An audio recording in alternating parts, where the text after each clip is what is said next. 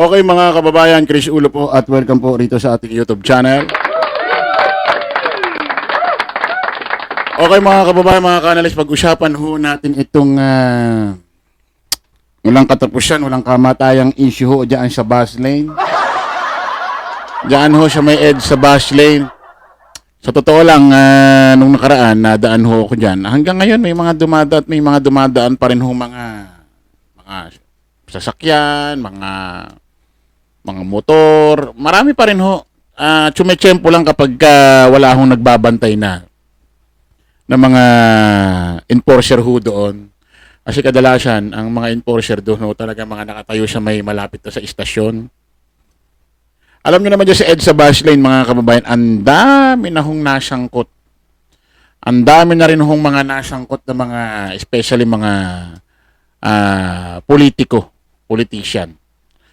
Dati nasangkot din ho dyan si, nagdaan daw dyan si Senador Bong Revilla. Naalala nyo, di ba? Nag-away pa sila, parang nagkasagutan pa sila ni, dating MMDA, Bong din pangalan nun eh. Para silang Bong eh. Dati, napadaan din dyan si inamin niya, humingi siya ng sorry, paumanhin. Si dating senador. Ngayon ay Senate President, si Escudero. Oh, naalala nyo. Ang pinaka-viral trending dyan, nung nakaraan, yung sasakyan ho ng pamilya Gatchalian. Hindi umano, magulang daw ni Senador Gatchalian yung naisakay nung driver nung kumpanya nila. Oh. Marami nang nasangkot dyan sa EDSA bus lane. Ngayon ho, may bago mga kababayan. Ito matindi. Talagang viral trending din ho ngayon. Oho. Ito hong anak ni Senador Rapi Tulfo na si Congressman ho ng District 2, kung hindi ako nagkakamali. Napadaan ho dyan sa bus lane, natikitan din. Panoorin ho natin ito. Pakinggan ho natin ha. Kinumpirma ni Senador Rafi Tulfo na ang anak niyang kongresista ang sakay ng tiniketang SUV na dumaan sa EDSA busway noong nakaraang linggo. Bagaman hindi naka-8 plaka, may sticker ito ng official seal ng House of Representatives. Nakatutok si Mark Salazar. Nitong Huwebes, pinara ng Special and Intelligence Committee for Transportation o SAIC ang SUV na ito dahil bawal sa EDSA busway, pati ang kanyang kakonvoy na isa pang itim na SUV. Unang tinikita ng lead car na may sticker pa ng official seal ng House of Representatives. Ang rehistro ng sasakyan nakapangalan naman kay Quezon City 2nd District Representative Ralph Wendell Tulfo, anak ni Senador Rafi Tulfo. Bagaman hindi siya ang nagmamaneho. Wala pang sagot ng subukan naming kuhanan ng panig si Congressman Tulfo. Pero nakausap ng Senate media ang kanyang ama. Na-flag down daw po yung sasakyan. Nabalitaan ko lang actually, tumakas ba? Tumakas na isa.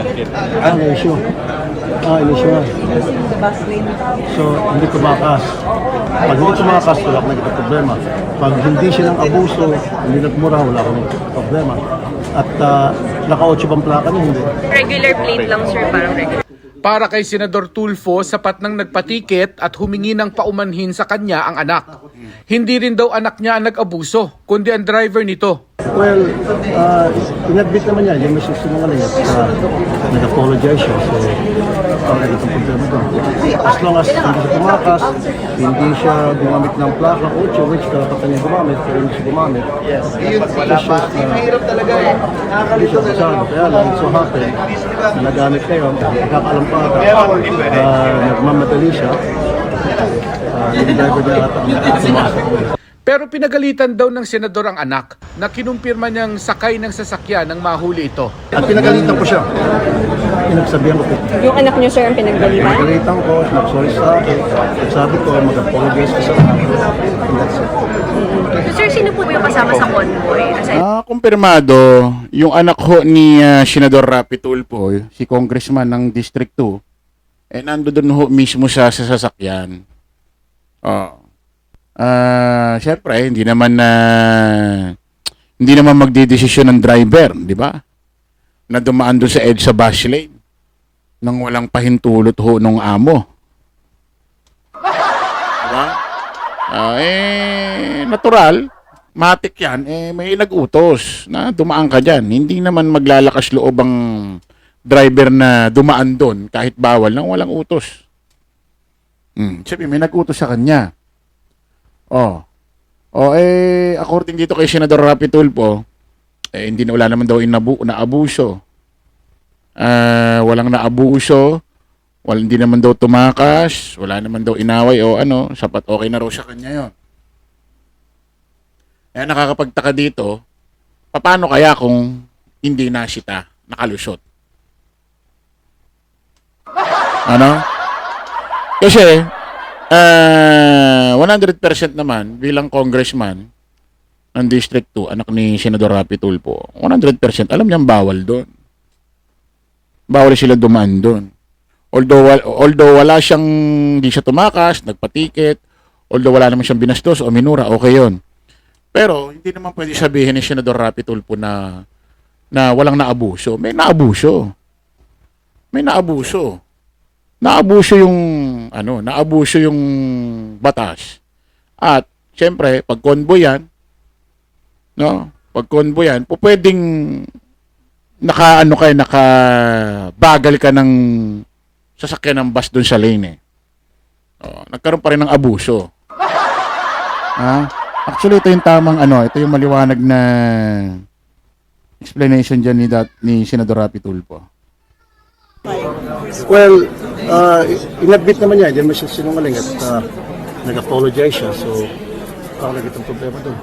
As long as hindi siya tumakas, hindi siya gumamit ng plakang 8, which karapatan niya gumamit, pero hindi siya gumamit, just shows na hindi siya abusado. Kaya lang, it so happened na nagamit niya yun at it seemed in the driver. Ang pagkakaalam ko ata, nagmamadali siya. Yung driver niya ata ang pumasok doon sa pasta. At pinagalitan ko siya. Pinagsabihan ko, pinagalitan ko. Yung anak niyo, sir, ang pinagbalitan? Pinagalitan ko at nag-sorry sa akin. At sabi ko, mag-apologize ko sa lahat. And that's it. Okay. Sir, sino po? Pero maganda rito, ang maganda naman dito, in fairness naman, dito kay Senador Rapi Tulfo, pinagalitan niya, pinagsabihan, humingi naman daw sorry yung anak. Ang maganda rito, walang itinagong lihim, walang sinabing hindi nakasakay doon yung anak niya, driver lang. Hindi katulad ng mga nakarang issue, parang lahat sinisi na sa driver Para ba ang nangyari isinisi doon sa driver, tapos yung mismong nasa loob, iniligtas, itinago sa issue. Ang maganda rito, walang nilihim, sinabi lahat. Nandoon yung anak, yung congressman, walang nilihim. Yan ang maganda naman dito. In fairness naman, di ba? Ang nakakapagtaka naman, siguro naman itong mga congressman, mga senador natin, alam naman nila na nung mga nagdaan, may mga nagba-viral, trending na mga politician or politiko na napapadaan dyan, na bawal. Nagtataka naman ako sa kanila, bakit sumusugal pa rin silang dumaan, Bakit sinusugalan pa rin nila? Di ba? Sa totoo lang, etong si Senador Rapi Tulfo nung nakaraan, isa ito doon sa nagsiwalat. Tumulong para ma-expose kung sino at kaninong sasakyan yung nagdaan nung nakaraang may nomerong 7 na kaanak nung isang senador. Kasama siya dyan. Sabi niya pa nga, wala raw siyang sisinuhin Ang problema, siyempre, kung paikinggan natin yung ganong explanation, pananalita ni Senador Rapi Tulfo, para bang hindi mangyayari sa kampo nila o sa pamilya nila. Ang problema, nangyari din sa kanyang pamilya. Dumaan din yung anak niya. Yun yung nakakatawa rito.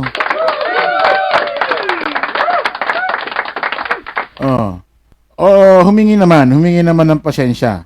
Gumawa naman ng statement itong anak niya, si Congressman Tulfo ng District 2. Basahin natin. yung kanyang statement. Basahin natin. Humingi ng tawad si Quezon City 2nd District Representative Ralph Tulfo matapos dumaan ang kanyang sasakyan sa EDSA Busway. Tingnan ng ato. Statement of apology. Basahin natin.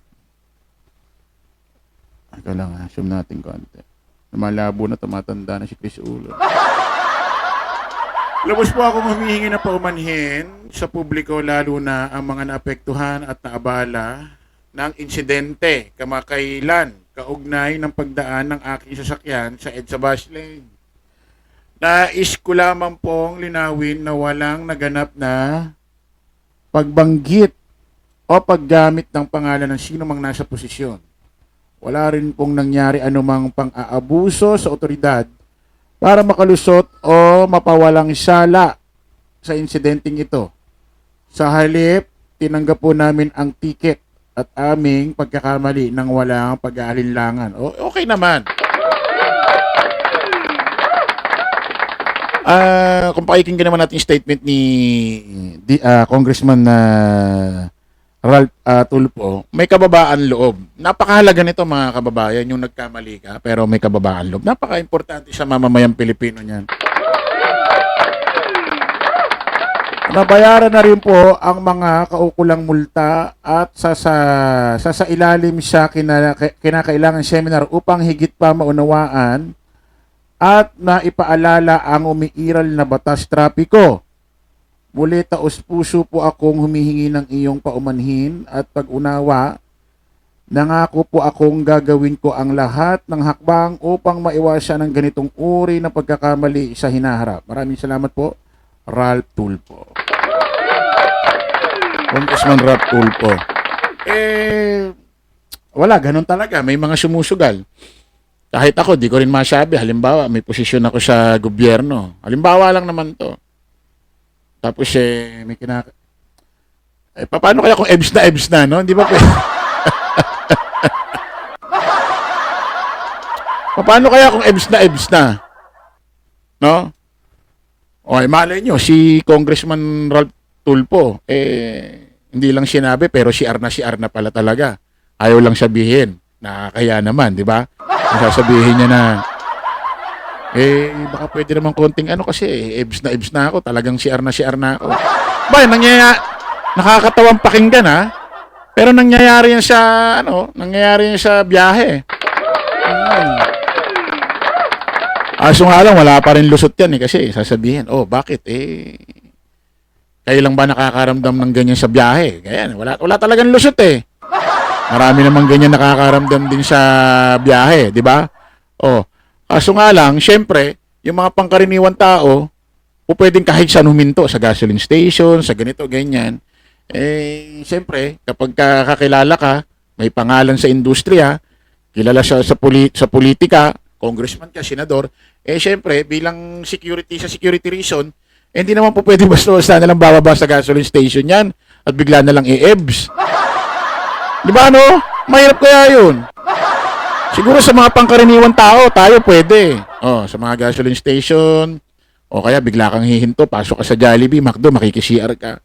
Pero kung gagawin nyo ng isang artista or congressman, senador, bababa ka ng gasoline station, Jollibee, McDo, para umebs. CR na siya. Parang mabigat Parang parang nakakawala mo ng respeto sa sarili.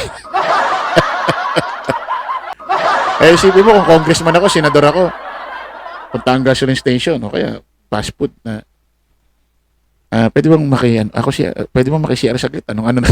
Para bang ang bigat, no? Di ba, no? Wala, ganun talaga nangyayari. Okay, maraming salamat po mga kababayan. Kita-kita tayo sa panibagong live, panibagong vlog. Paalam po ba samantalang inyong lingkod, Dos Crisulo. Lagi natin tatandaan doon, follow the majority, follow the right way. Maraming salamat. Kita-kits po tayo ulit. Bye-bye.